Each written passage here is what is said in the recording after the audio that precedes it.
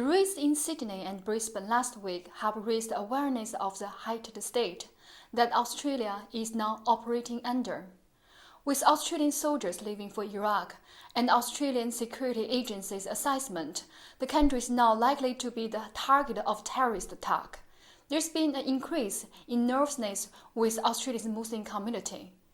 In this special for Reportage Online, we go behind the headlines and speak to one of Australia's radical young Muslims who has experienced firsthand the magnifying glass of mainstream media attention.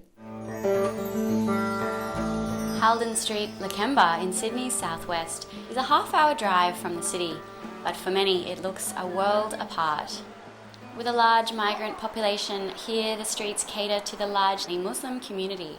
This colourful diversity, however, has recently been depicted in the media as a hotbed of dangerous extremism. Junaid Thorne, an Indigenous Noongar man from Perth, is also a Muslim activist. He has lectured in Islamic centres across Australia since being deported from Saudi Arabia after his brother was arrested on terrorism charges last year. Preacher Mohammed Junaid Thorne. His is a profile which has caught the attention of the Australian media, yet he says double standards and prejudice have tainted his representation by journalists he believes are too quick to judge the Muslim community. We as Muslims, we suffer more than others because people they have the right to speak against Islam as much as they want. We have people insulting our Prophet, calling him a pedophile. We have people insulting our God, insulting our religion, insulting our women that wear the burqa or cover their faces. And yet, under freedom of speech, you can't say anything. Whereas if you were to talk against Jews, for example, and against religion, you would be considered anti-Semitic, and you could be punished by law. He has been described by the Daily Telegraph as a radical, the Courier Mail as an extremist, a supporter of violent jihad. Yet he says rarely has a journalist attempted to contact him before a story was published. So I guess authorities and the media, they're the two weapons of any government.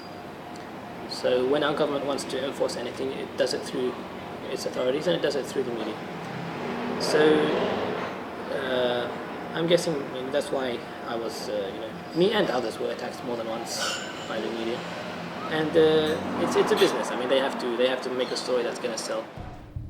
With over 30 years' experience as a journalist in Australia, Peter Manning has spent the last 10 years researching the depiction of Muslim people in Australia's mainstream media. The conundrum for me as a journalist, but also as a researcher, is how do good people go out and stereotype people in such negative ways when they're writing? And why do they assume all these background Orientalist kind of pictures of them? Muslim people were seen as violent, pre-modern, as fearsome, all those kinds of things. So I find it personally disturbing as a professional journalist, but also as an academic, to see how deeply felt and deeply rooted in our culture is this notion of Muslims as some weird other. In newspapers like this one, Islam is often depicted alongside words as hatred, extremist, or violent. But is the story that media uses to sell newspapers altogether too simplistic? I think it's safe to say that Muslims across the ideological spectrum feel alienated by media coverage. She goes so far as to arguing the dominant media coverage has played a significant role in distancing and radicalising Australia's Muslim community. The whole generation has grown up since 9/11 feeling as though they only ever hear their community elders and their older relatives doing nothing but apologise. I think is being vocalised more and more is disaffection with Muslim community elders as well as the Australian government as well as the media. Gibson, Cecily Huang for Reportage Online.